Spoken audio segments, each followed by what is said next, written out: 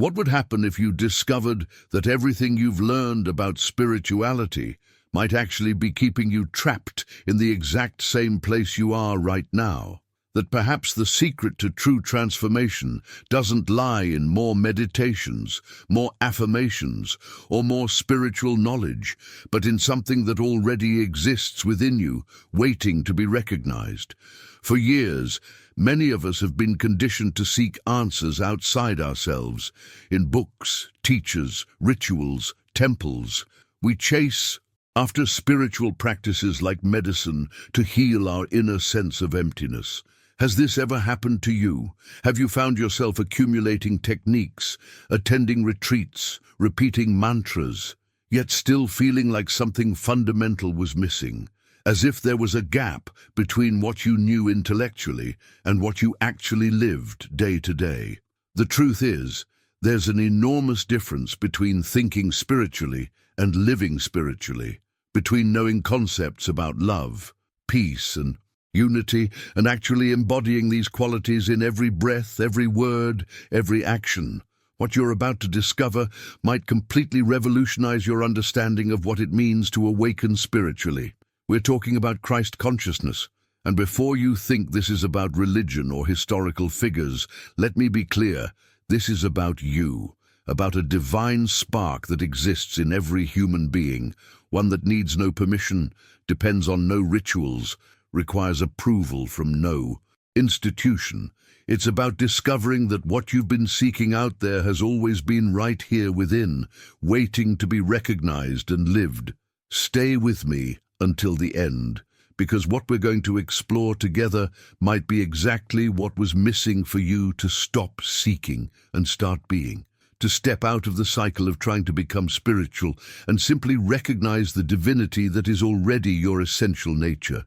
Prepare yourself for a journey that's not about adding more knowledge to your mind, but about removing the layers that prevent your true essence from shining. But here's something I want you to know. This journey we're embarking on together isn't meant to be walked alone. As I share these insights with you, I'm deeply aware that each person watching this carries their own story, their own struggles with spiritual seeking, their own moments of breakthrough and confusion. If this topic resonates with you, tell me in the comments what touched you the most. Have you experienced that gap I mentioned between knowing and being? Share your story. Your honesty might be exactly what someone else needs to hear today. Sometimes the most profound teachings come not from the speaker, but from the authentic experiences shared by people just like you who are walking this path. I also want to take a moment to acknowledge something important. Your participation here is what allows this channel to grow and reach more people with this type of content. Every like you give tells the algorithm that this message matters, that it deserves to reach someone who might desperately need to hear it. And when you subscribe, you're joining a community of seekers who are choosing depth over surface, truth over comfort, authentic spirituality over spiritual entertainment. This isn't just about numbers or engagement metrics. It's about creating a ripple effect of consciousness that extends far beyond these pixels on your screen. Each interaction you make is a vote for more. Content that challenges the conventional spiritual narratives, that dares to go deeper than quick fixes and surface-level positivity. So if you feel called to be part of this expanding circle of awakening, take that small but significant step. Your engagement literally helps determine whether this message reaches the person who might be sitting in their room tonight, feeling spiritually lost despite years of practice, wondering if there's something more real, more immediate, more transformative than what they've been taught. Now, let me take you deeper into what Christ consciousness actually means, because what we've discussed so far is just the beginning of a revelation that could completely transform how you approach your spiritual life. Now, I want to go even deeper into this topic, because here's where most spiritual teachings completely miss the mark, and it's probably why you felt stuck despite knowing so much about spirituality. The hidden truth that no one talks about is this: Your mind can be perfectly aligned with spiritual concepts, but your life can still be a mess. You can recite every positive affirmation in the book, visualize abundance till your eyes hurt, and still wake up feeling empty, anxious, or disconnected.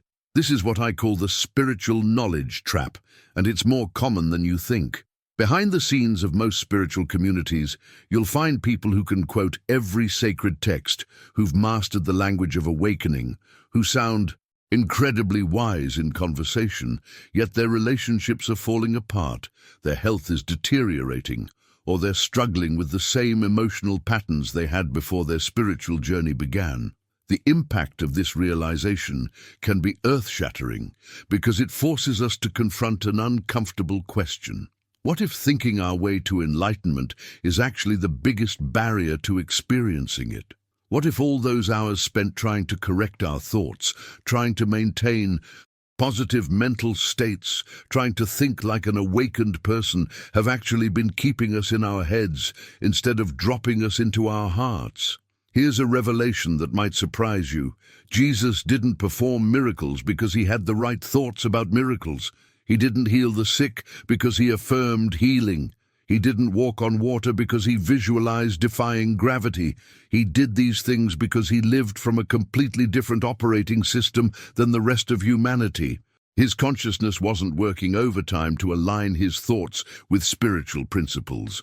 He was the principle, embodied and alive.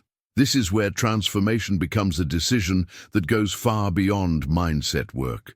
It's about recognizing that there's a fundamental difference between a person who thinks loving thoughts and a person who vibrates love, between someone who affirms abundance and someone who naturally attracts abundance because scarcity isn't even in their energetic field, between someone who talks about peace and someone whose very presence calms the storm. The journey from thinking to being requires us to understand something profound about how consciousness actually works. When you're living from your true nature, from what some call Christ consciousness, you're not constantly monitoring your thoughts like a spiritual perfectionist. You're not exhausting yourself trying to maintain positive mental states. Instead, thought becomes an expression of being, not a tool to change being. Think about it this way. A tree doesn't try to grow leaves. Leaves naturally emerge from its aliveness. A spring doesn't try to be wet. Water flows from its very nature. In the same way, love, peace, wisdom, and joy aren't states you achieve through mental discipline. They're what naturally emanates when you stop trying to be spiritual and start remembering what you actually are. This shift in understanding can completely revolutionize your spiritual practice because it removes the exhausting burden of constant self-improvement. You stop being at war with your human experience and start embracing it as the very vehicle through which divine consciousness expresses itself. You stop trying to fix yourself and start recognizing that what needs to happen is a remembering, not a becoming. But here's where it gets even more interesting, and this might challenge everything you've learned about manifestation, the law of attraction, and how the universe responds to our desires.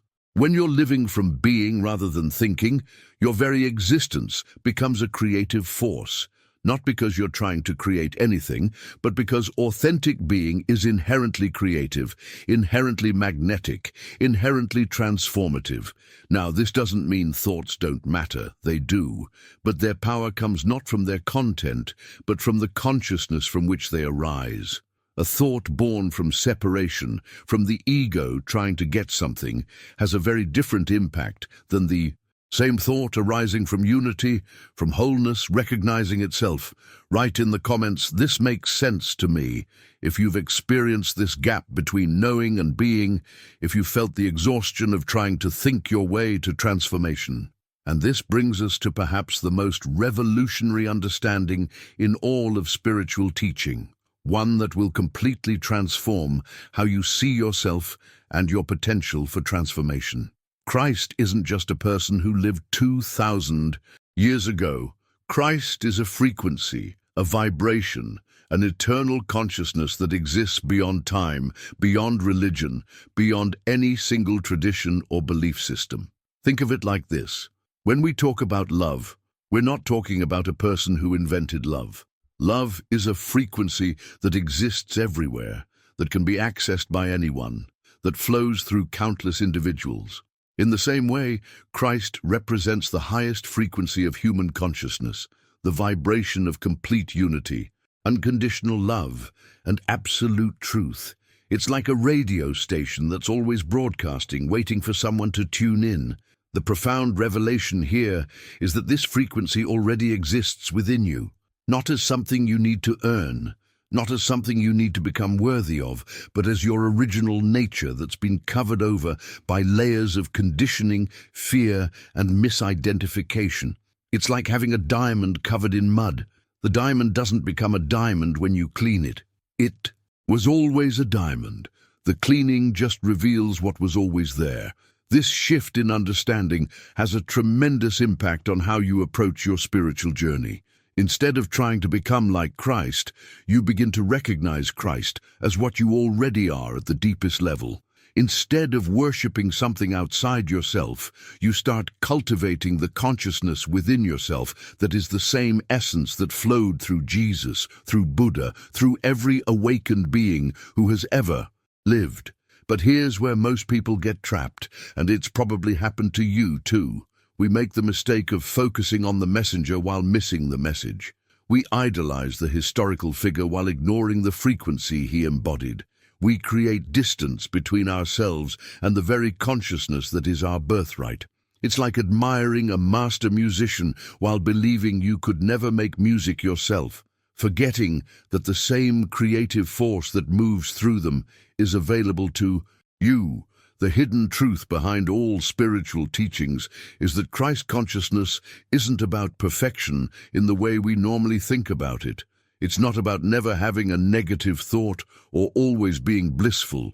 It's about a state where the ego, that chattering voice of separation, judgment, and fear, finally becomes quiet enough for your true nature to emerge.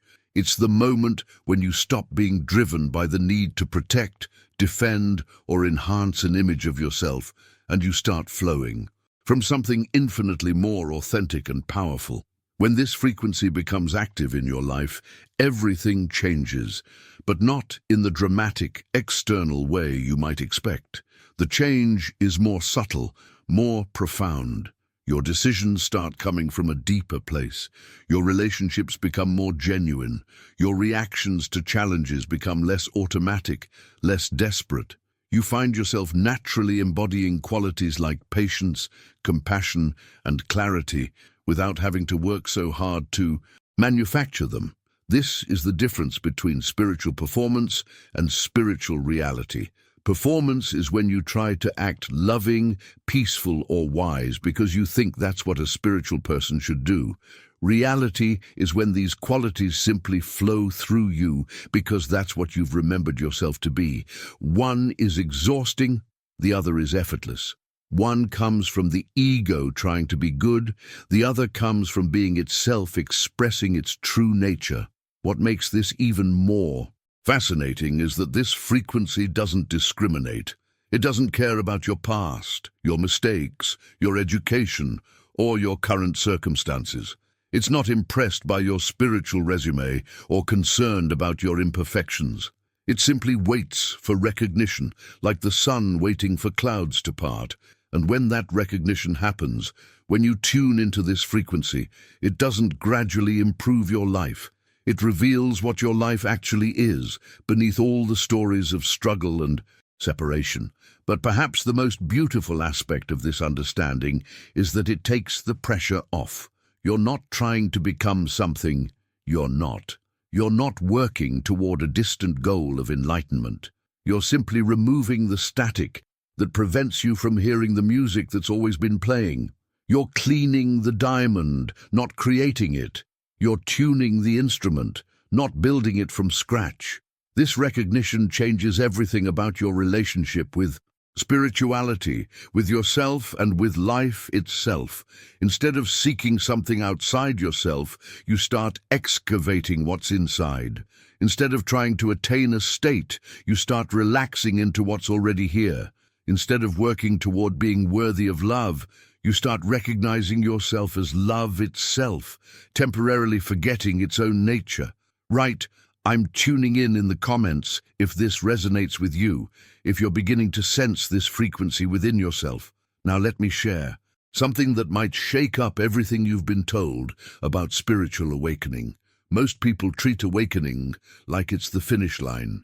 But here's the hidden truth that spiritual teachers often don't emphasize enough.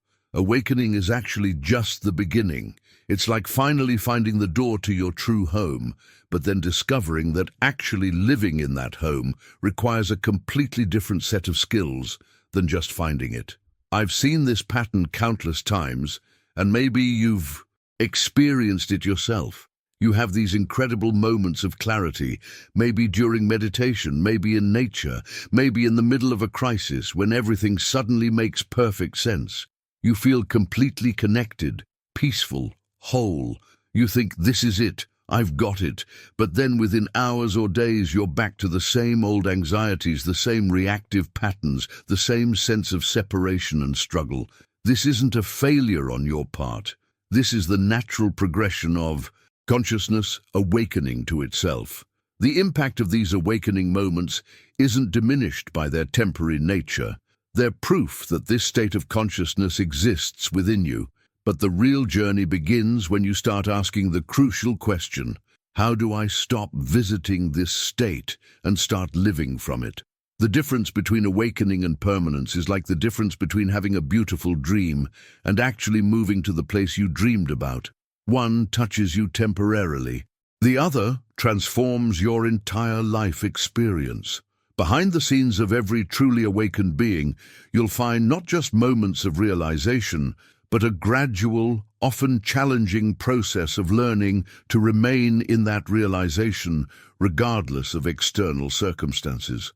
Jesus didn't just have awakening experiences. He lived from an undivided state of being, where there was no separation between his human experience and his divine nature.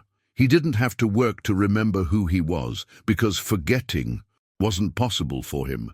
His consciousness wasn't split between a spiritual self and a human self. It was integrated, whole, constant. This is what true spiritual maturity looks like, and it requires a fundamental shift in how you approach your inner life. Most people live in what I call the spiritual seesaw, up in bliss during meditation, down in reactivity during traffic, connected during retreat, disconnected during conflict. But permanence means finding a center that remains steady, regardless of whether you're in a temple or a boardroom, whether you're feeling inspired or frustrated. The key to this transformation isn't more awakening experiences, it's learning to sustain the consciousness from which awakenings arise. It's like the difference between catching lightning in a bottle and becoming a steady light source. One is dramatic but temporary, the other is subtle but permanent. What does this look like in practical terms? It means your spiritual practice stops being something you do at certain times and becomes the foundation from which you live. Your awareness doesn't switch on and off based on your mood or circumstances. You start responding to life from your center rather than reacting from your conditioning, even when, especially when, things aren't going according to plan. This journey from glimpses to permanence requires tremendous honesty about where you actually are versus where you tell yourself you are. Many people live in spiritual fantasy, inflating their temporary experiences into permanent states. They mistake understanding concepts for embodying them, mistake feeling good for being transformed. But true permanence comes through what I call ordinary mastery, maintaining your connection to source consciousness while dealing with mundane challenges. It's easy to feel enlightened in meditation, but what about when you're stuck in traffic, dealing with difficult people, facing financial stress, or navigating relationship conflicts? That's where the real work happens. The most profound realization in this process is understanding that you don't maintain the connection. The connection maintains you. You stop trying to hold on to awakened states and start relaxing into what's always present. You stop forcing yourself to feel spiritual and start allowing your natural state to emerge through whatever you're experiencing. This shift fundamentally changes your relationship with your own humanity. Instead of seeing your human experiences as obstacles to your spirituality, you begin to recognize them as the very means through which consciousness expresses and knows itself. Your emotions, your challenges, your daily tasks all become opportunities for consciousness to experience itself more fully. The beautiful paradox is that the more you try to maintain awakened states through effort, the more elusive they become. But the more you surrender to what you are beyond any state, the more natural and effortless your awakened nature becomes. It's not something you achieve, it's something you stop resisting. Write "living it" now in the comments if you're ready to move beyond spiritual glimpses and commit to embodying this consciousness in your everyday life. Now I need to share something with you that might initially feel uncomfortable, but it's perhaps the most liberating realization you can have on this journey. Everything you think you are, every story you tell about yourself, every identity you've carefully crafted, every way you've learned to see yourself is not actually you. It's a construct, a kind of elaborate costume that consciousness has been wearing, believing it to be real. Think about this for a moment. Who are you without your name? Who are you without your job title? Who are you without your relationships, your achievements, your failures, your history of pain and triumph? When you strip away every label, every role, every story you've collected about yourself over the years, what remains? Most people panic at this question because they've spent their entire lives building and defending an identity that's essentially a house of cards. This constructed self, what we might call the ego or the false self, is incredibly sophisticated. It's been shaped by every experience you've had, every judgment you've received, every comparison you've made. It's reinforced by your memories, especially the painful ones, because pain has a way of making us feel real, making us feel like we matter, like we have a story worth telling.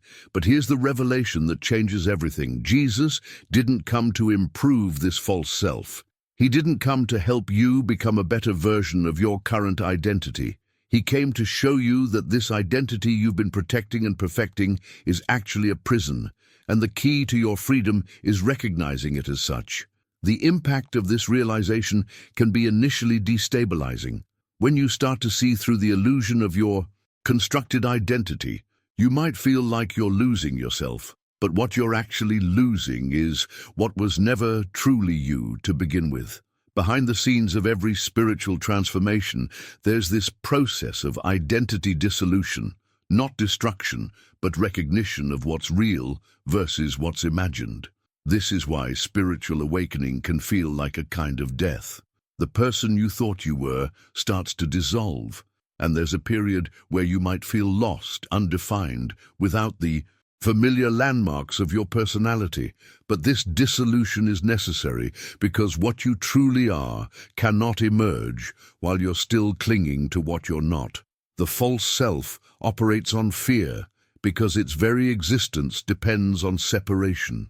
It needs to be different from others, better or worse, special or ordinary. It feeds on comparison, thrives on drama, and is constantly seeking validation from the outside world. It's exhausting because it requires constant maintenance. You have to keep proving who you are, defending your position, protecting your image. But when you start to see through this illusion, when you begin to recognize these patterns as automatic programming rather than your essential nature, something profound happens. You stop taking your thoughts and emotions so personally. You realize that what you've been calling my anger, my depression, my anxiety are not actually yours. They're just weather patterns moving through consciousness. This recognition doesn't mean you become emotionless or detached.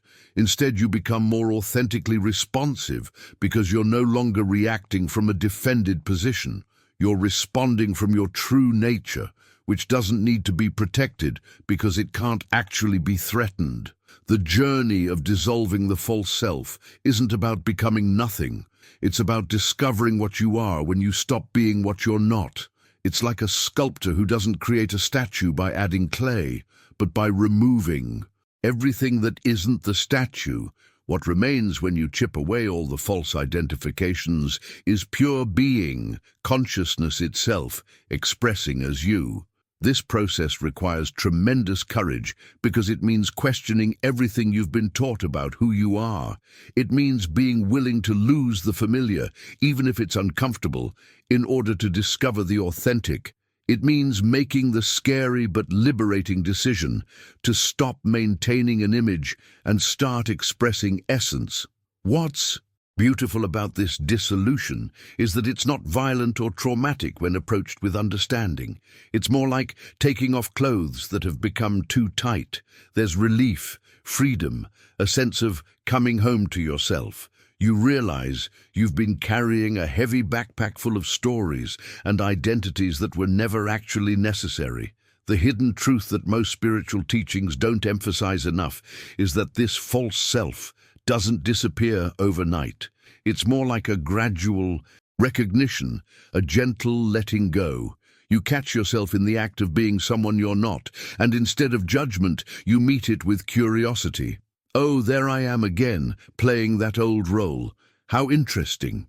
As this process deepens, you start to experience what mystics have called the pathless path, the recognition that there was never anywhere to go because what you were seeking was never absent. You weren't incomplete beings trying to become whole. You were wholeness itself, temporarily. Convinced that you were broken. Right, I see the costume in the comments. If you're starting to recognize the difference between who you really are and who you've been pretending to be. Now, I want to share with you the most powerful spiritual tool I've ever encountered. One that cuts through confusion like a laser and instantly reveals what's worth your energy and attention versus what's just mental noise. It's so simple it might shock you, yet it has the power to completely revolutionize how you navigate life's endless complexities and contradictions. Here's the key: everything that is not eternal is illusion. Let that sink in for a moment. Everything that has a beginning and an end, everything that fluctuates, everything that can be gained or lost, all of it is temporary appearance, not ultimate reality. This isn't philosophy. This is the most practical wisdom you can apply to every decision, every worry, every relationship, every challenge you face. Think about what consumes most of your mental and emotional energy on any given day. Your job situation, your financial concerns, your relationship dramas, your health worries, your social status, what people think of you. Now apply this simple test. Is this eternal? Will this matter in 100 years? Does this have its roots in something that transcends time? Or is it just another wave in the ocean of temporary experiences? The impact of consistently applying this discernment is profound. You start to see how much of your life force you've been investing in things that are essentially mirages. Not that these things don't matter in a practical sense, but you stop giving them the weight of ultimate reality. You stop living as if your temporary circumstances define your eternal worth. What's real doesn't change based on your mood, your circumstances, or external conditions. Love doesn't stop being love because someone hurt you. Truth doesn't become false because it's inconvenient. Peace doesn't depend on everything going your way. These qualities exist independent of time, independent of form, independent of your personal experience of them. Jesus exemplified this perfectly. He could face betrayal, mockery, physical pain, even death without losing his center because he wasn't identifying with anything temporary. His source of identity, his sense of worth, his peace, none of it was dependent on external circumstances because he lived from something eternal. He wasn't trying to manage his image or control outcomes because he knew that what he truly was couldn't be touched by what was happening to his body or his reputation. Behind the scenes of every spiritual crisis lies this fundamental confusion between what's real and what's just appearing to be real. When you're suffering, you're usually buying into the story that something temporary is ultimate, that some passing experience or condition defines you or determines your worth. The moment you remember this discernment, suffering doesn't necessarily disappear, but it loses its grip on you. You see it for what it is, weather, not climate. This principle transforms how you handle relationships. Instead of being devastated when someone changes or leaves, you remember that the connection you had with their eternal essence remains untouched. The form of the relationship might change, but love itself doesn't have a beginning or end. This doesn't make you cold or detached. It actually makes you more present and loving because you're not desperately clinging to forms that are meant to flow and change. It revolutionizes how you deal with your own aging and mortality. The body will age, the personality will shift, the roles you play will end, but what you fundamentally are has no birth date and no expiration date. This recognition doesn't make you careless about your health or reckless with your life. It makes you more alive, more present, because you're not wasting energy fighting the natural flow of change. Your career, your achievements, your failures, all of these are waves on the surface of your existence. They're real in their own way, but they're not your reality. When you stop deriving your identity from temporary successes or feeling destroyed by temporary setbacks, you become incredibly resilient. You participate fully in life without being owned by it. The beauty of this discernment is that it simplifies everything. When you're facing a difficult decision, you can ask yourself, which choice aligns me more with what's eternal? Which option connects me to love, truth, peace, compassion, qualities that don't depend on outcomes? This doesn't mean you ignore practical considerations, but you make decisions from a deeper foundation. What becomes clear with this practice is that most of what we call problems aren't actually problems. They're just temporary conditions that we're taking too seriously. Real problems, if they can even be called that, are spiritual in nature. Forgetting who you are, identifying with what you're not, believing in separation, choosing fear over love, and these dissolve not through effort, but through recognition. This doesn't mean you become passive or indifferent to the world around you. Quite the opposite. When you're anchored in the eternal, you become incredibly effective in the temporary realm because you're not trying to get anything from it for your sense of identity or worth. You're free to engage with life's challenges without being enslaved by them.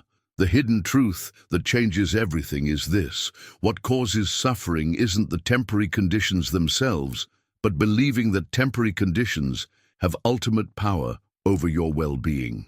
The moment you remember what's eternal versus what's passing, you regain your perspective, your peace, your natural joy that doesn't depend on circumstances aligning with your preferences.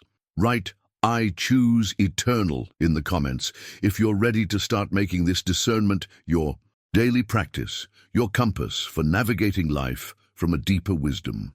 Now I want to reveal something that will completely transform how you experience every relationship, every conflict, every challenging situation in your life.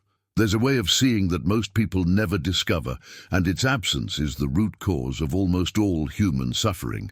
I'm talking about the difference between seeing from your wounds versus seeing from the absolute, and this shift alone can liberate you from years of reactive patterns and emotional pain. Most of us don't realize how deeply our past experiences color our present perception. When someone speaks to you in a certain tone, your mind doesn't just hear their words, it hears every echo of past criticism, judgment, or rejection.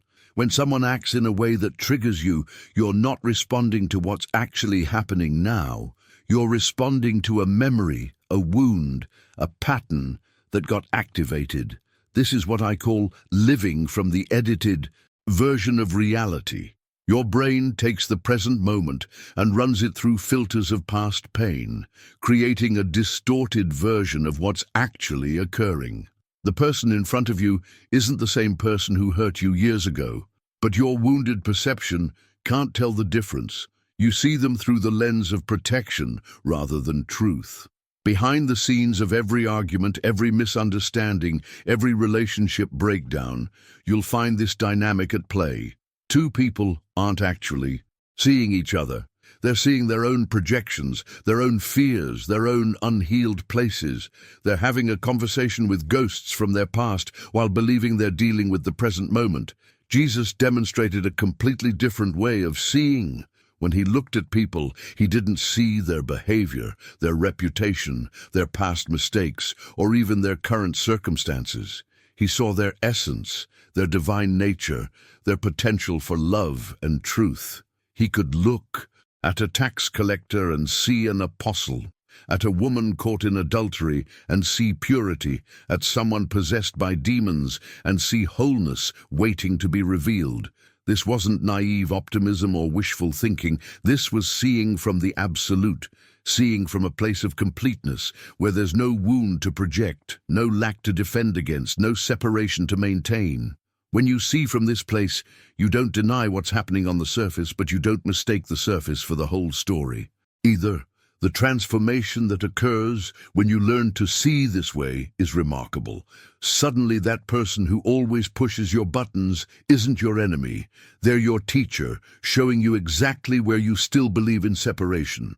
That situation that feels so unfair isn't a cosmic injustice. It's an opportunity to respond from love instead of react from fear. That challenging relationship isn't a problem to solve. It's a mirror reflecting back the parts of yourself that are still believing in division. This shift in perception doesn't happen overnight, and it doesn't mean you become a pushover or lose your ability to set boundaries. In fact, the opposite is true. When you see from completeness rather than woundedness, your responses become more effective, more compassionate, and more powerful. You're no longer trying to protect a wounded self. You're expressing from your whole self. The hidden truth about human relationships is that we're all walking around with invisible wounds, interpreting everything through the lens of past pain, and then acting as if our interpretations are reality. But what if they're not? What if what you perceive as rejection is actually someone else's protection? What if what seems like attack is actually a cry for love? What if what feels personal isn't personal at all, but just another soul struggling with their own forgetting? When you begin to see from this place of understanding, your entire world transforms. Your interactions become less charged, less dramatic, less exhausting. You start responding to what's actually present rather than reacting to what your history tells you should be there. You become a safe space for others to drop their defenses because they sense you're not trying to make them into the villains in your story. This way of seeing has a profound impact on how you handle criticism, conflict, and challenging people. Instead of immediately going into defense mode, you pause and ask yourself, what am I really seeing here? Am I seeing this person as they are, or am I seeing my projection of them? Am I responding to their words or to my interpretation of their words based on my past? The practice becomes about returning again and again to innocent perception, seeing each moment fresh without the burden of history. It's like wiping the windshield clean so you can see the road clearly instead of driving while looking through the smudges and dirt of past experiences. What's liberating about this approach is that it frees you from being the victim of other people's behavior. When someone is angry with you, you don't have to take it personally or make it mean something about your worth. You can see that their anger is coming from their own pain, their own forgetting, their own wound, trying to protect itself. This doesn't mean you accept abusive behavior, but you don't make their unconsciousness about you. This is the journey from personal perception to universal vision. Instead of everyone being characters in your personal drama, they become fellow souls on the same journey of remembering who they really are. Instead of life being about defending yourself from threats, it becomes about extending love and understanding wherever possible. The most beautiful thing about seeing from the absolute is that it naturally heals your own wounds. When you stop projecting onto others, when you stop interpreting everything through the filter of past pain, you create space for those old hurts to finally release. You realize that what you thought was protecting you was actually imprisoning you. Write clear vision in the comments if you're ready to start seeing beyond the wounds, beyond the stories, and into the truth of what's actually here. Now I need to address something that most spiritual teachings either ignore completely or handle in a way that actually makes things worse. It's called the shadow, and your relationship with it determines whether your spiritual journey leads to genuine freedom or just becomes another form of spiritual bypassing and self-deception. The shadow isn't what you think it is. It's not evil, demonic, or something to be ashamed of.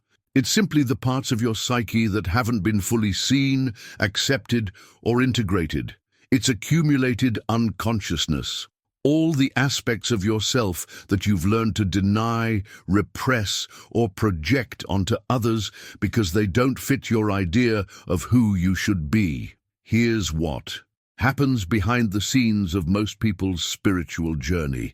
They develop an idealized image of what a spiritual person should be like. Always peaceful, loving, positive, forgiving. Then they spend enormous energy trying to maintain this image, pushing down or denying any thoughts, feelings, or impulses that don't match this ideal. But what you resist persists, and what you deny gains power over you. The shadow contains everything you've decided is unacceptable about yourself. Your anger, your jealousy, your selfishness, your sexual desires, your need for recognition, your judgmental thoughts, your petty resentments. Instead of illuminating these aspects with consciousness, most people either act them out unconsciously or suppress them so hard they eventually explode in unexpected ways. This creates what I call the spiritual split. A person who meditates daily but treats their family terribly, who talks about love and acceptance but judges everyone secretly, who preaches forgiveness but holds grudges for years. The impact of this split is profound because it creates an internal war that drains your energy and keeps you living in contradiction with yourself. Jesus demonstrated a completely different approach. He never denied the existence of shadow elements in people, but he never identified with them either. When he encountered fear, envy, betrayal, or hatred, he didn't react from those same frequencies. He responded from vision, from understanding, from compassion. He saw these elements as forgetting, not as fundamental truth about human nature. The key to shadow integration isn't to become these denied aspects or to justify harmful behavior. It's to look at them with the same unconditional awareness that you would offer to a frightened child. You acknowledge what's there without making it mean something terrible about who you are. You see it, you feel it, you understand it, but you don't identify with it. This process requires tremendous courage because it means facing parts of yourself you've spent years trying to avoid. But here's the hidden truth that changes everything. The energy you've been using to suppress the shadow is the same energy that, when freed, becomes available for your spiritual growth. What you've been pushing down often contains exactly the power you need to move forward. When you integrate your shadow, you become authentic in a way that's deeply attractive to others. You stop pretending to be perfect and start being real. You stop trying to maintain an image and start expressing essence. People feel safer around you because they sense you're not judging them for their humanity, since you've stopped judging yourself for yours. The transformation happens when you realize that your shadow isn't separate from your light. They're two sides of the same coin. Your capacity for anger, properly channeled, becomes your ability to stand up for justice. Your acknowledged selfishness helps you set healthy boundaries. Your own jealousy teaches you about your deepest desires and values. This integration process isn't about becoming more negative or giving yourself permission to harm others. It's about becoming whole. It's about stopping the exhausting internal war between who you think you should be and who you actually are. It's about finding the freedom that comes when you no longer have to maintain a perfect spiritual image. Behind every spiritual crisis, you'll find shadow material that's been denied or suppressed. The spiritual teacher who falls from grace, the devoted practitioner who suddenly acts completely out of character, the religious leader caught in scandal. These aren't failures of spirituality. They're what happens when the shadow hasn't been consciously integrated. The most beautiful aspect of shadow work is that it leads to genuine compassion. When you've acknowledged and integrated your own capacity for all human emotions and impulses, you stop seeing others as fundamentally different from you. You understand that everyone is dealing with the same basic human struggles, just in different ways. This doesn't mean you excuse harmful behavior or lose your discernment. In fact, the opposite happens. When you're not busy denying your own shadow, you can see clearly when others are acting from theirs, but instead of judgment, you feel understanding. Instead of condemnation, you feel compassion for their struggle with their own unconsciousness. The practice becomes about gentle, honest self-observation.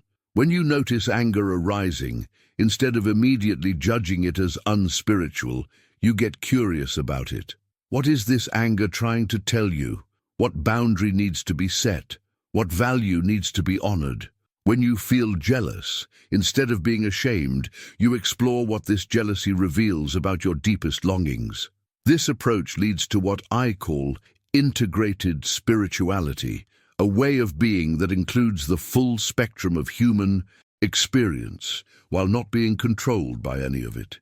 You become someone who can feel anger without being carried away by it, acknowledge selfishness without being driven by it, recognize judgment without being dominated by it. Write, "I embrace wholeness" in the comments if you're ready to stop fighting parts of yourself and start integrating them with consciousness and compassion. Now let me share with you one of the most profound secrets about real spiritual power, something that goes against everything our culture teaches us about influence, leadership, and authority. The most transformative force in the world doesn't need to speak loudly, doesn't need to convince anyone of anything, and doesn't need to defend its position.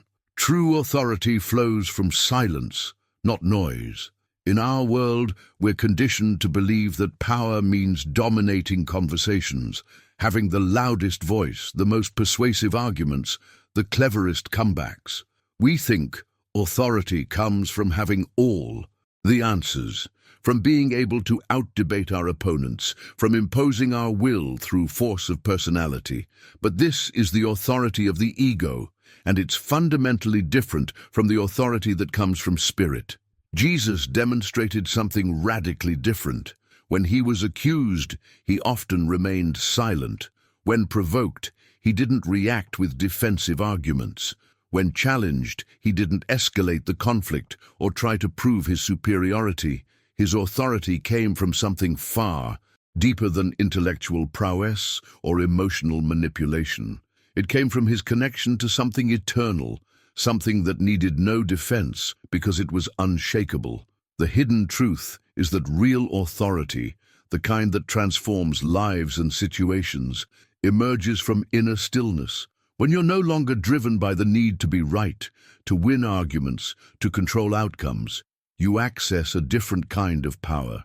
It's the power of presence, the authority of truth that speaks for itself, the influence that comes from being centered rather than reactive. Behind the scenes of every genuine spiritual teacher, every authentic leader, every person who truly impacts others for the better, you'll find this quality of inner silence. They don't rush to fill every pause with words. They don't feel compelled to have opinions about everything. They don't exhaust themselves trying to convince people who aren't ready to hear what they have to say. This silence isn't passivity or weakness. It's the most refined form of strength. When your sense of identity no longer depends on being heard, validated, or agreed with, you're free to speak only when speech serves truth. You're liberated from the exhausting need to justify, explain, or defend every aspect of your experience or perspective. The impact of cultivating this inner authority is transformative. People start responding to your energy more than your words. Your mere presence begins to affect situations in ways that arguments never could. You discover that silence can communicate more effectively than the most eloquent speech, that sometimes not responding is the most powerful response of all. What's fascinating is how this shift changes your relationship with conflict. When someone tries to pull you into drama, judgment, or argument, you don't take the bait, not because you're afraid of confrontation, but because you recognize that engaging from a reactive place would diminish your effectiveness. You respond from your center, not from your wounds, and this changes the entire dynamic of the interaction. This doesn't mean you become a doormat or that you never speak up for what matters. In fact, the opposite happens. When you do speak from this place of centered silence, your words carry weight. They come from a depth that people recognize intuitively. They're not colored by personal agenda, emotional reactivity, or the need to prove anything. They simply are what they are, truth expressing itself through you. The journey to this kind of authority requires you to question everything you've been taught about power and influence. It means releasing the addiction to being right, the need to have the last word, the compulsion to correct every misunderstanding. It's about trusting that truth doesn't need your protection and that your worth doesn't depend on winning debates or convincing others of your perspective. This silence isn't empty. It's full of presence. It's not the absence of something, but the fullness of being. When you're established in this inner stillness, your actions flow naturally without the interference of mental noise. You don't second-guess every decision or analyze every interaction to death. You move from intuition, from a knowing that comes from beyond the thinking mind. What emerges from this practice is a different kind of leadership, one that governs through inspiration rather than intimidation, through example rather than explanation. People are drawn to the peace you embody rather than impressed by the knowledge you display. They're influenced by your presence more than persuaded by your arguments. The transformation goes deeper than just how you interact with others. When inner silence becomes your foundation, you stop being at war with yourself. The constant mental chatter that judges, evaluates, and comments on everything begins to quiet down. You find yourself less reactive to your own thoughts and emotions, less identified with the various voices in your head. Behind this silence lies a profound trust in the intelligence of life itself, trust that truth will prevail without your manipulation, trust that people will find their way without your constant intervention. You stop trying to control outcomes and start participating in the natural flow of existence.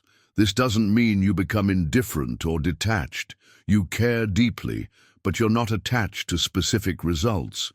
You speak when speaking serves, remain silent when silence serves, act when action is called for, and refrain when restraint is wise. All of this flows from a place of inner knowing rather than mental calculation.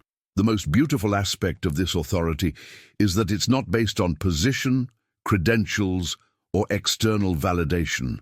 It emerges from the depth of your being, from your connection to something larger than your personal identity. It's accessible to anyone willing to cultivate the stillness from which it springs. As you develop this quality, you'll notice that your relationships become less dramatic, your decisions become clearer, your energy becomes more focused. You stop wasting force trying to push against what is and start working with the natural currents of life. You become a source of calm in the storm rather than someone who adds to the chaos. Write silent power in the comments if you're feeling called to explore this deeper dimension of spiritual authority, this strength that comes not from noise, but from profound inner stillness. Now I need to share something with you that might completely revolutionize how you understand your purpose and your relationship with the world around you. Everything we've been taught about making a difference, changing the world, fixing society's problems, What if that entire paradigm is based on a fundamental misunderstanding? What if Christ didn't come to improve this world at all, but to reveal an entirely different one? This realization can be initially disorienting because it challenges the very foundation of how most people approach spirituality, activism, and personal transformation. We're conditioned to see problems everywhere, in politics, in society, in relationships, in ourselves, and to spend our lives trying to fix them. But what if this approach itself is the problem? What if trying to fix what's broken in this world actually prevents us from seeing the world that was never broken to begin with? Jesus wasn't trying to reform the Roman Empire. He wasn't organizing protests against social injustice. He wasn't developing better economic systems or lobbying for political change. He was demonstrating something far more radical, that there exists an entirely different reality, operating by completely different principles, available to anyone willing to shift their perception from the world of separation to the world of unity. The impact of truly understanding this cannot be overstated. It means your primary job isn't to fix what's wrong with the world, but to stop believing that what appears to be wrong is ultimately real. It means your mission isn't to improve the dream of separation, but to awaken from it entirely. It means your purpose isn't to make this world better, but to reveal the kingdom that has always been here, hidden in plain sight. Behind the scenes of every genuine spiritual transformation, there's this recognition that what we call the world is actually a projection of collective consciousness that has forgotten its source. It's not that trees, people, and physical reality don't exist. It's that the framework of separation, conflict, and scarcity through which we interpret these things is itself an illusion. The kingdom of God isn't a place you go to. It's a way of seeing that reveals what was always here. This understanding transforms your entire approach to life. Instead of trying to change external circumstances to feel peaceful, you choose peace and watch how this changes your experience of circumstances. Instead of waiting for the world to become more loving so you can feel safe, you embody love and discover that you were never actually threatened by anything real. Instead of fighting against what you perceive as wrong, you align with what's eternally right and watch how reality responds. Jesus walked through this world with complete freedom because he knew beyond any doubt that he belonged to another order of existence, not physically somewhere else, but vibrationally, consciously, essentially. His identity wasn't derived from his role in the world of form, his social status, his achievements, or even people's opinions of him. His certainty came from his connection to an unshakable reality that existed independent of external conditions. This certainty is what gave him his authority. He didn't need to prove anything because he wasn't trying to validate a position within the world's framework. He was revealing a completely different framework altogether. When people accused him, he didn't defend himself as if their accusations had ultimate power. When they offered him kingdoms of this world, he wasn't tempted because he knew these weren't real kingdoms. When they threatened his life, he remained calm because he understood that what he truly was couldn't be touched by anything temporal. The journey to this understanding often begins with disappointment. You try so hard to improve your life, your relationships, your circumstances, and you discover that even when things improve externally, something fundamental remains unsatisfied. You realize that all the changes you're making are like rearranging furniture in a house that isn't actually your home. This disillusionment, though initially uncomfortable, is actually the beginning of liberation. It's the recognition that you've been trying to solve a problem at the wrong level. You've been trying to find lasting satisfaction in what is inherently temporary, trying to find ultimate meaning in what is inherently relative, trying to find true security in what is inherently uncertain. The revelation that changes everything is this: the problems you see in the world are symptoms of a misperception, not fundamental realities that need fixing. Fear, conflict, scarcity, separation. These aren't ultimate truths about existence. They're the natural result of consciousness that has forgotten its divine nature. They're what appears when you believe in division instead of unity, lack instead of abundance, isolation instead of connection. When you start living from this understanding, your relationship with activism, service, and helping others transforms completely. You're no longer trying to fix a broken world because you recognize that the world's apparent brokenness is itself a misperception. You become a healing presence not by fighting against what's wrong, but by embodying what's right. You serve not from guilt, obligation, or a savior complex, but from the overflow of your own fullness. This doesn't make you passive or uncaring about suffering. Paradoxically, it makes you far more effective. When you're not caught up in the drama of trying to fix everything, you're available to respond to whatever situation calls for your unique expression of love, wisdom, or service. You act from inspiration rather than desperation, from clarity rather than confusion, from love rather than fear. The hidden truth is that you can't really change the world through force, manipulation, or even well-intentioned effort. You can only reveal what's already true by living from it yourself. When you embody the kingdom, you make it visible to others. When you operate from unity consciousness, you give others permission to remember their own unity. When you live from abundance, you remind others of the abundance that's always been available. This is why Jesus could say his kingdom was not of this world. He wasn't talking about geography. He was talking about a completely different system of reality. In the world of separation, you get what you fight for. In the kingdom, you receive what you already are. In the world of form, you have to earn love, security, and worth. In the kingdom, these are your birthright, the very substance of your being. The transformation happens when you stop trying to bring the kingdom to the world and start bringing yourself to the kingdom. You stop trying to make this world conform to spiritual principles and start living as if spiritual principles are the only reality. You stop waiting for the world to change so you can be happy and start being happy so the world can change around you. This shift in perspective doesn't mean you ignore practical responsibilities or become indifferent to human suffering. It means you approach these things from a completely different foundation. You participate in life fully while knowing that your true home is not in the temporary realm of forms.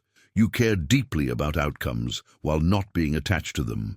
You give your all while knowing that your worth doesn't depend on results. Write "different world" in the comments if you're starting to sense that there might be an entirely different reality available, one that doesn't require fixing, but only recognition. Now, I want to go deeper into perhaps the most practical aspect of living from Christ, consciousness. How to sustain this frequency in a world that seems designed to pull you back into old patterns of reactivity, judgment, and separation. This isn't about occasional glimpses of enlightenment during meditation. This is about maintaining an unwavering connection to your source even while navigating traffic, dealing with difficult people, and facing the daily challenges that used to knock you off balance. The key to sustained transformation lies in understanding what I call the frequency principle. Everything in existence vibrates at a specific frequency, and where you place your attention determines which frequency you amplify in your own being. Most people unconsciously tune into whatever energy is strongest around them: anger, fear, drama, chaos, and they wonder why they feel drained, reactive, and spiritually disconnected despite their best intentions. Your attention is far more powerful than you've been taught. It's not just where you look or what you think about. It's your creative energy, the very force that shapes your reality from moment to moment. When you give your attention to conflict, you become conflicted. When you focus on lack, you vibrate with scarcity. When you invest your energy in fear-based news, gossip, or drama, you literally become a transmitter of those frequencies. But here's the revelation that changes everything. You have absolute sovereignty over your attention. No person, situation, or circumstance can force you to tune into a frequency that doesn't serve your highest good. This isn't about positive thinking or denying what's happening around you. It's about choosing consciously which vibration you're going to strengthen through your focus. Jesus demonstrated this mastery perfectly. He could be surrounded by crowds of people vibrating with need, fear, anger, or desperation, yet he never got pulled into their frequency. He remained anchored in love, peace, and divine order. He wasn't immune to feeling the energy around him. He was simply not controlled by it. He had learned to maintain his connection to Source regardless of external conditions. The impact of developing this skill cannot be understated. When you're no longer a victim of your environment's vibration, you become a transforming presence in every situation you enter. People feel calmer around you without knowing why. Conflicts naturally de-escalate in your presence. Your very being becomes a stabilizing force that reminds others of their own inner peace.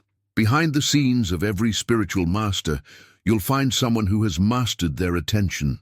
They've learned to guard it like a precious resource, understanding that where they place it determines not only their internal state, but their impact on the world around them.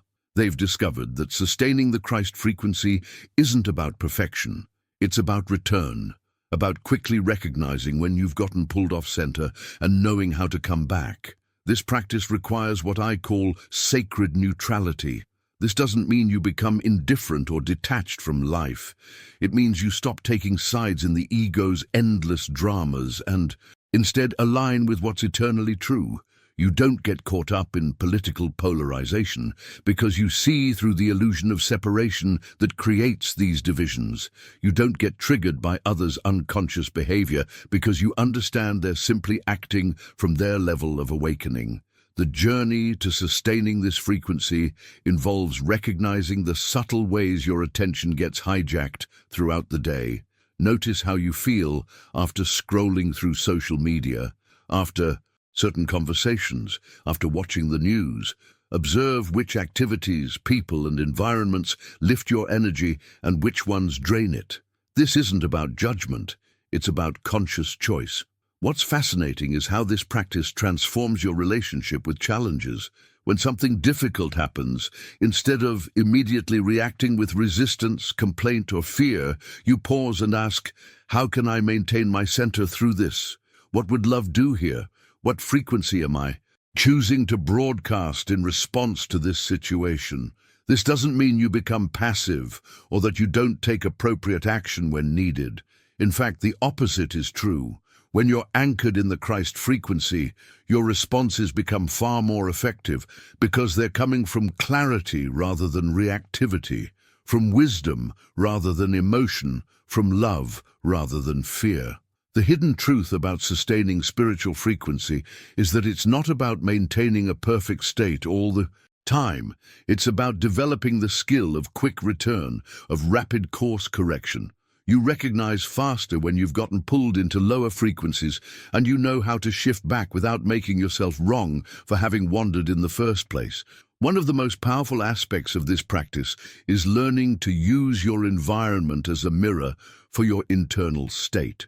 If you find yourself surrounded by drama, ask yourself what in you is still attracted to drama.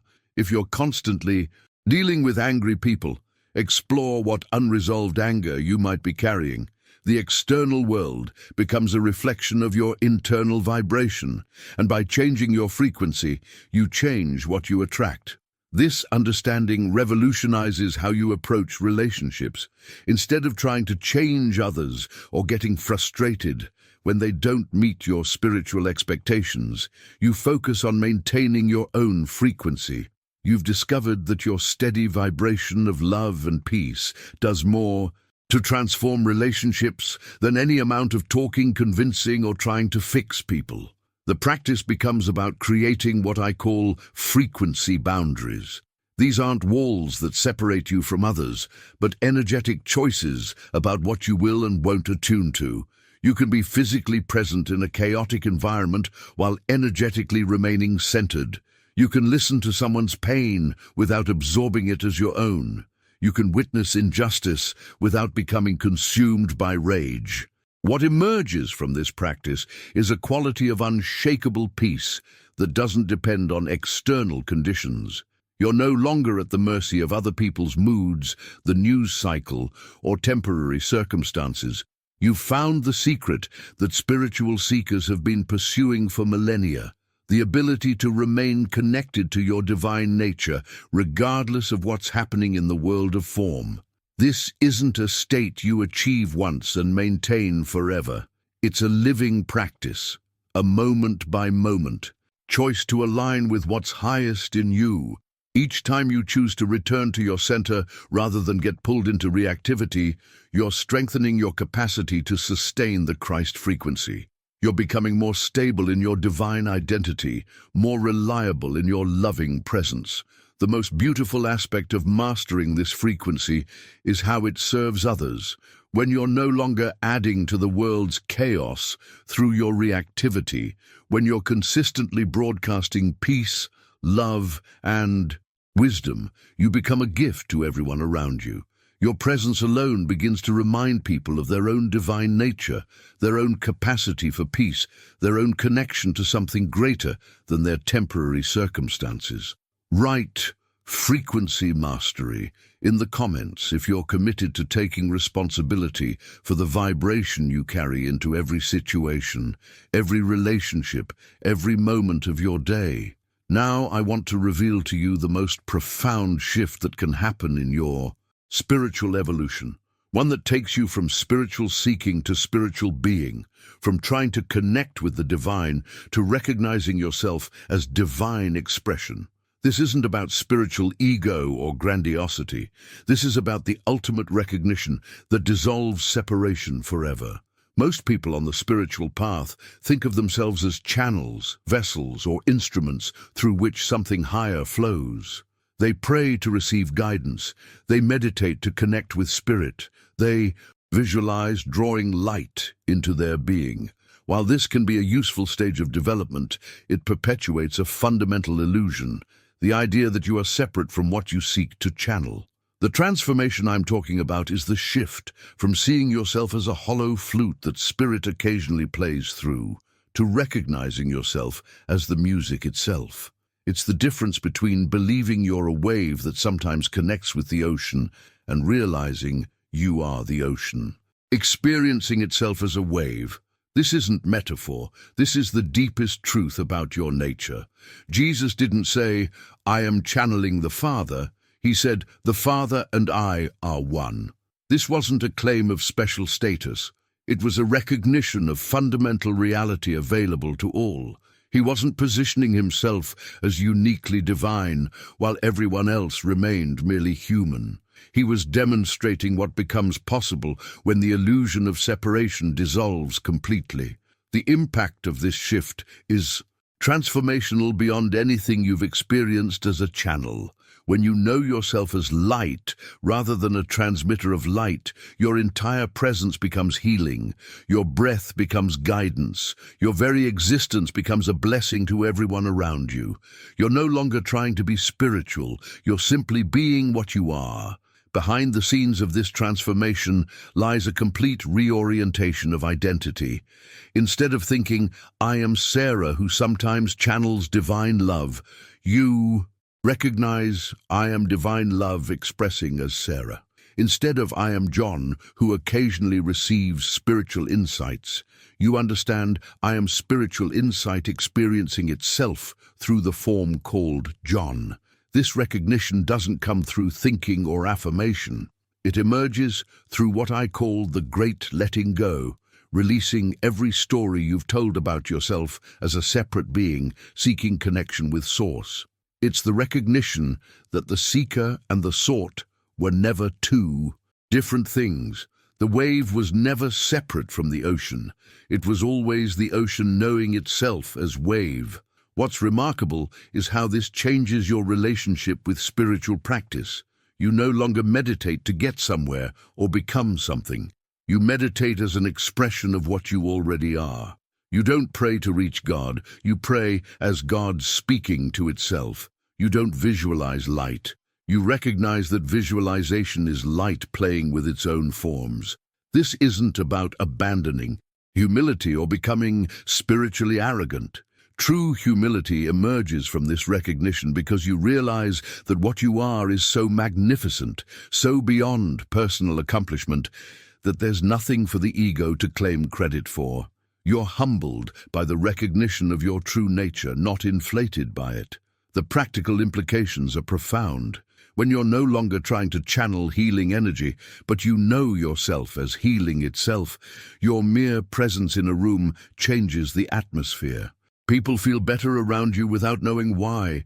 Conflicts dissolve in your vicinity, not because you're doing anything, but because you're being something. You're being the peace that surpasses understanding. This transformation often begins with a crisis in your spiritual identity. You might find yourself exhausted from trying to be a good channel, from constantly working to maintain your connection, from the effort of drawing down light and love and wisdom. This exhaustion is actually sacred because it signals the readiness to stop trying to become what you already are. The journey from channel to presence requires releasing even your most cherished spiritual identities. You let go of being the healer, the teacher, the light worker, the awakened one. Not because these roles are wrong, but because you recognize something far greater. You are the healing, the teaching, the light, the awakening itself, temporarily playing at being a person. What emerges from this recognition is effortless service.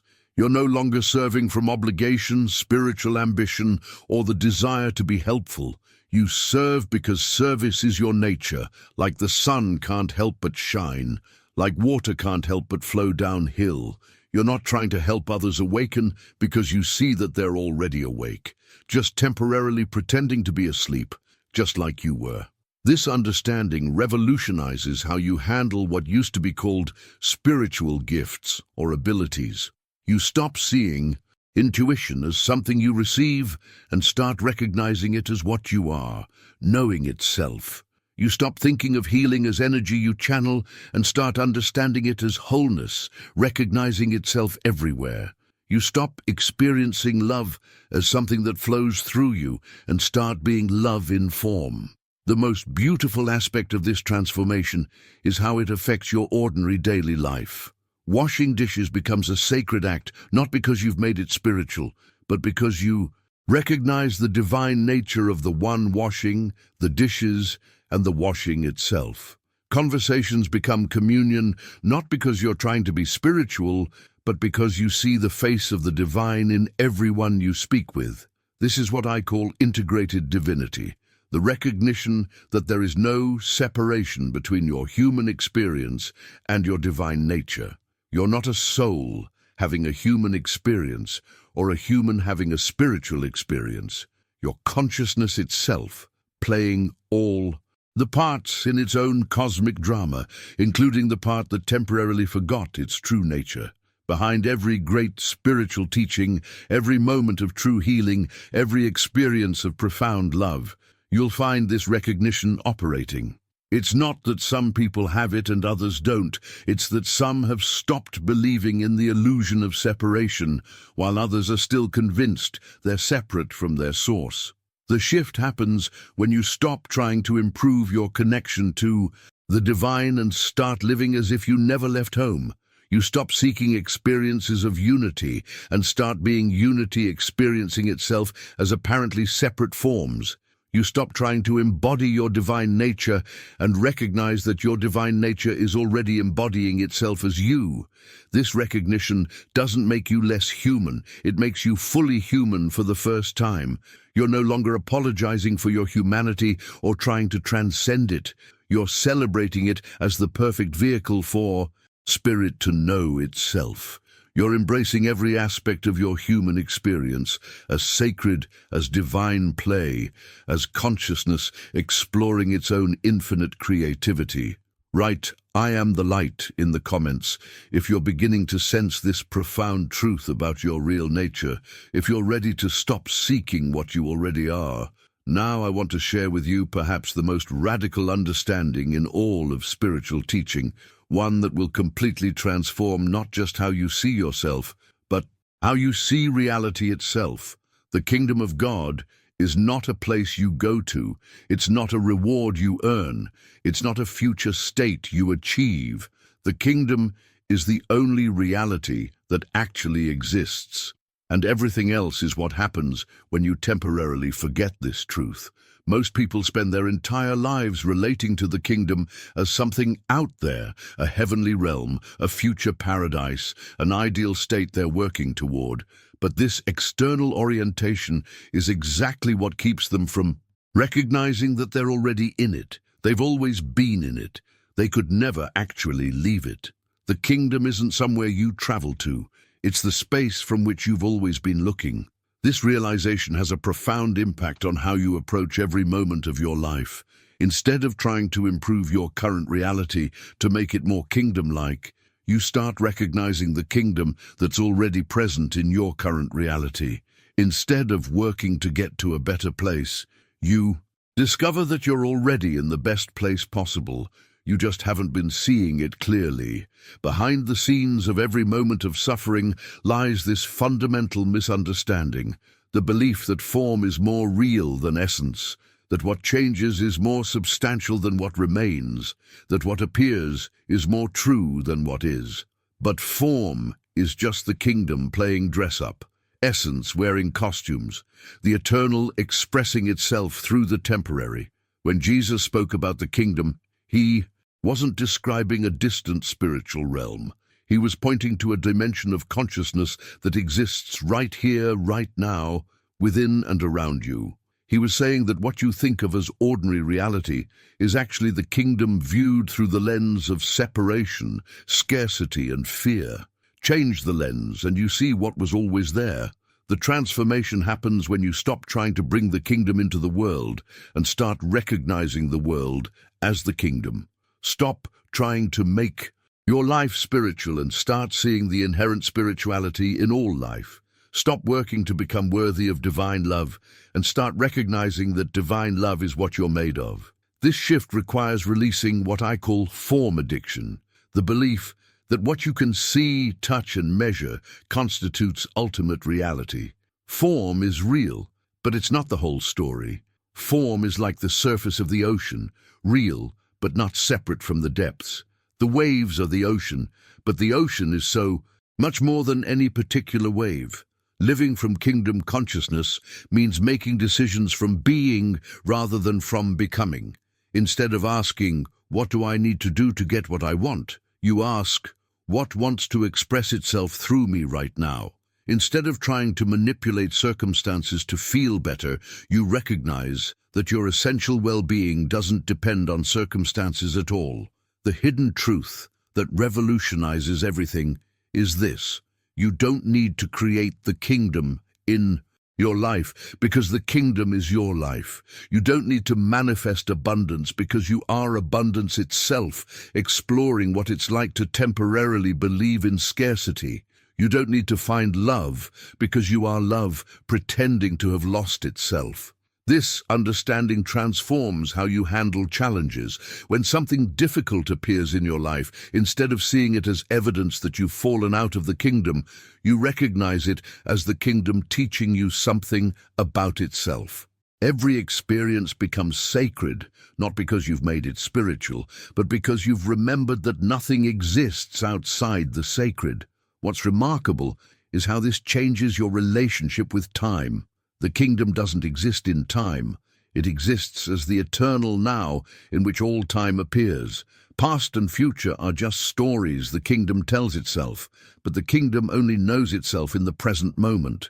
When you're fully present, you're automatically in the kingdom because presence is the kingdom's natural state.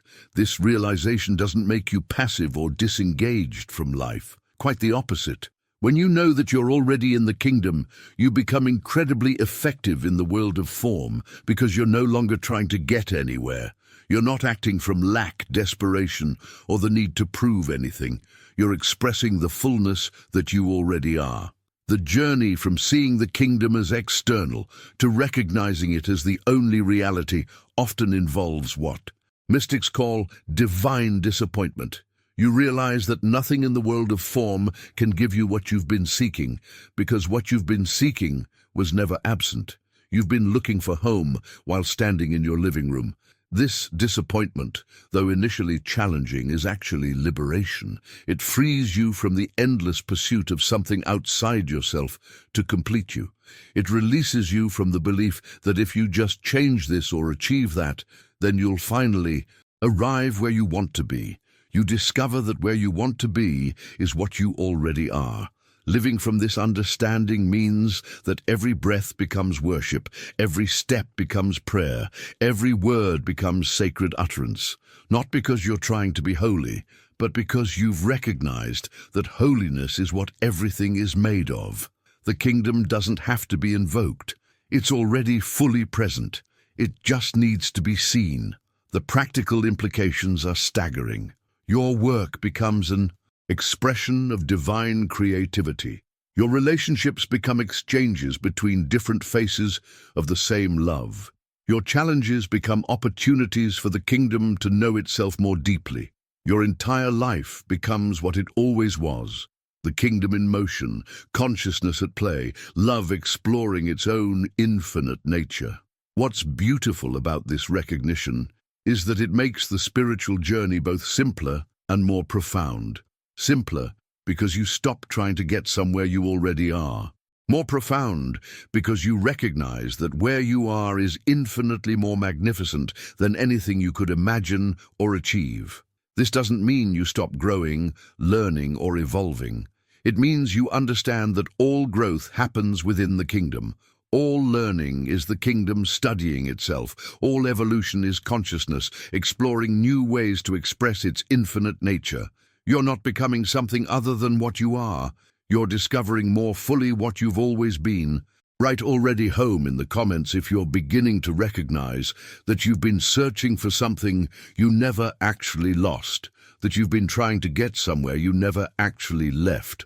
As we reach the end of this journey together, I want you to know that what we've explored here isn't just information or concepts to think about.